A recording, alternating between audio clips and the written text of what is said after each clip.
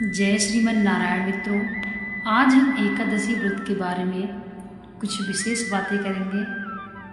कुछ विशेष नियम हैं जो एकादशी के व्रत में अनिवार्य हैं, सभी को करना चाहिए। एकादशी का जो व्रत है यह अनंत योनियों तक साथ रहता है। इस व्रत का जो फल है, प्रताप है, वह व्यक्ति का कभी साथ नहीं छोड़ता, अनंत योनियों तक साथ रहता है। इस प्रकार से एकादशी व्रत बहुत ही महत्वपूर्ण है।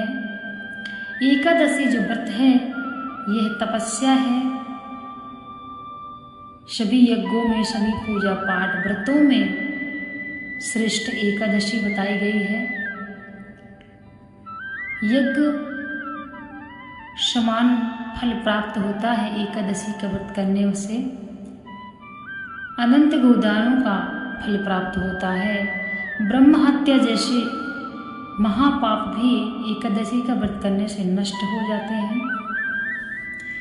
परंतु एकादशी के कुछ नियम हैं जो सभी को मालूम होना चाहिए। सभी स्मार्त वाले जो एकादशी का व्रत धारण करते हैं उनको यह नियम आज हम बताएंगे।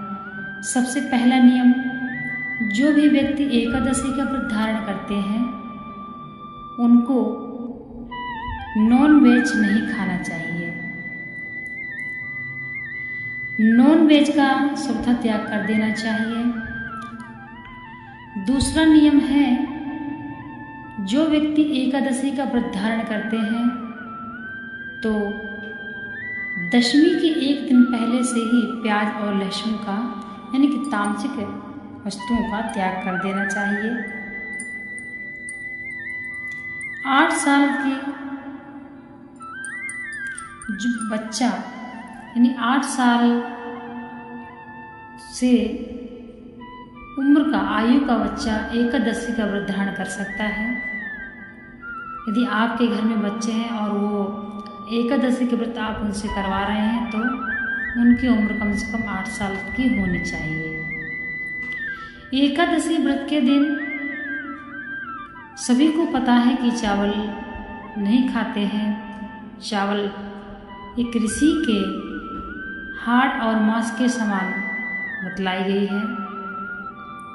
इसलिए चावल तो ठीक है, परंतु अन्न बिल्कुल भी नहीं खाना चाहिए। कोई भी अन्न हो, इसलिए अन्न का बिल्कुल आपको नियम करना है कि अन्न नहीं खाना चाहिए। यदि एकादशी के दिन भूल से घर में अतिथि आ जाए कोई, या फिर कोई मांगने वाला कोई आ जाए, भिखारी कोई भी आ जाए, तो उस दिन आप दान में अन्न नहीं दे सकते हैं। फल दें और कोई भी वस्तुएं दें, परंतु अन्न नहीं। यह बताया गया है, यदि एकादशी के दिन घर में अतिथि आ जाते हैं तब उनको भी फलाहार ही देना चाहिए। और जो बच्चे व्रत नहीं करते हैं, छोटे हैं, उनको कहा जाता है अन्न नहीं देना चाहिए, उनको भी फलाहार किसी तरीके से रखना चाहिए। कोई वृद्ध है, कोई छोटा बालक है, नहीं चल सकता है तो मजबूरी है, परंतु जहाँ तक चले तो अन्न से एकादशी के दिन बचना चाहिए। और एकादशी का व्रत धारण करने वाले व्यक्ति को द्वादशी के दिन प्रातः समयानुसार जो भी पारायण का समय हो उस समय पारायण करना चाहिए। पहले प्रातः नहा धो के पूजा पाठ इत्यादि करके भगवान का भोग, यदि आप खीर बना सकते हैं तो बहुत ही अच्छा है, लगाना चाहिए और खीर का भोग लगाना चाहिए। अगर नहीं बना सकते हैं तो आप ऐसे भी चावल जरूर उस दिन अर्पित करें। और तुलसी का पत्ता अर्पित करना चाहिए। द्वादशी के दिन किसी ब्राह्मण को दान अवश्य देना चाहिए। ब्राह्मण को दान देना इसलिए आवश्यक है कि ब्राह्मण के मुख में सारे वेदों का निवास है और चरणों में सारे तीर्थों का निवास बतलाया गया है। इसलिए ब्राह्मण भगवान विष्णु के समान होते हैं, इसलिए ब्राह्मण को दान देना चाहिए। पक्षियों को दाना डालना चाहिए, पशुओं को खिलाना चाहिए और पूजा करके फिर नियम के अनुसार पारायण करना चाहिए।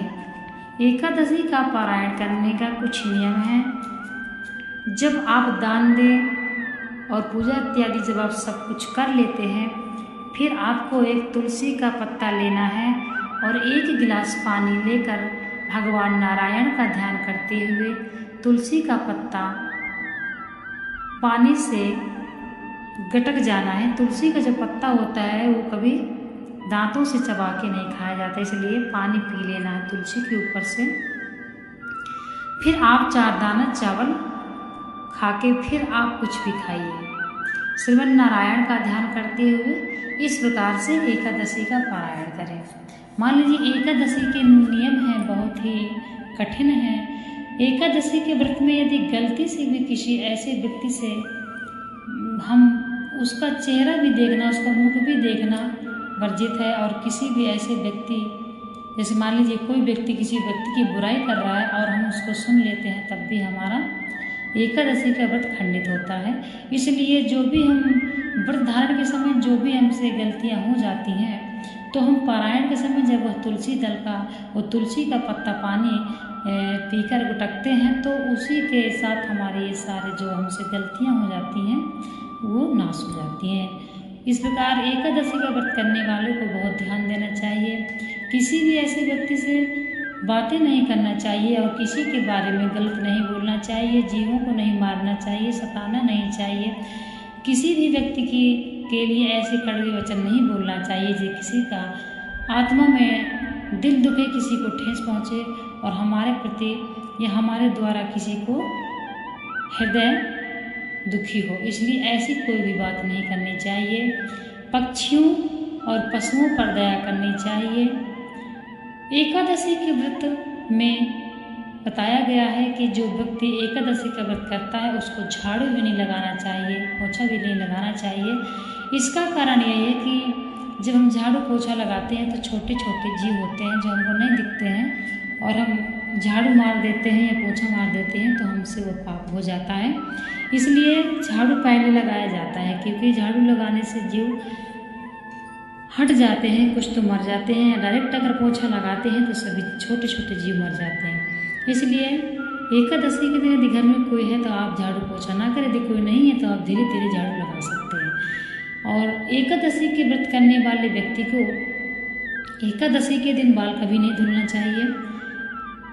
जिस प्रकार से बृहस्पतिवार के दिन हम नियम करते हैं, सभी नियम करते हैं, कपड़े नहीं धुलना चाहिए साबुन सरफ से और बाल नहीं धुलना चाहिए, सेम उसी प्रकार एकादशी के दिन भी आप निर्मल साबुन का घर में प्रयोग न करें और बाल ना धुलें। एकादशी के दिन कभी बाल नहीं धुला जाता है। माताओं बहनों को यह बात खासकर पता होनी चाहिए। जिस दिन भी व्रत हो, किसी माता बहनों का यदि किसी दिन कोई से व्रत हो तो बाल उसके 1 दिन पहले धो लेना चाहिए, उस दिन बाल नहीं धुलना चाहिए। इस प्रकार से एकादशी का व्रत नियम से ब्रह्म मुहूर्त में उठकर श्रद्धा भावना से स्नान आदि करके संकल्प सहित पूजा करें और संकल्प लें, हे भगवान मैं एकादशी का व्रत धारण कर रहा हूँ, आप मेरे एकादशी का व्रत पूर्ण कराने में, सफल कराने में मदद करें प्रभु। जो भी मुझसे गलतियाँ हो जाए प्रभु क्षमा करें। इस प्रकार से आप एकादशी का व्रत करें। एकादशी के व्रत के जो नियम हैं वह अनिवार्य हैं। एकादशी का व्रत करने वाले व्यक्ति के नॉन वेज बिल्कुल भी नहीं खाना चाहिए, और लहसुन प्याज के बिना यदि नहीं चल पा रहा है तो आप 1-2 दिन पहले से जरूर त्याग कर दें। इसलिए इन बातों का ध्यान करना चाहिए। 8 साल से ऊपर का जो बच्चा है, 8 साल का बच्चा एकादशी का व्रत धारण कर सकता है। यदि और छोटे बच्चे हैं तो उनको फल इत्यादि खिलाएं दिन में, और उनको भी ऐसे रखें, अन्न से हो सके तो उनको बचा लीजिए, अन्न नहीं दीजिए। इस प्रकार से एकादशी का व्रत करने वालों को यह नियम अवश्य पता होना चाहिए।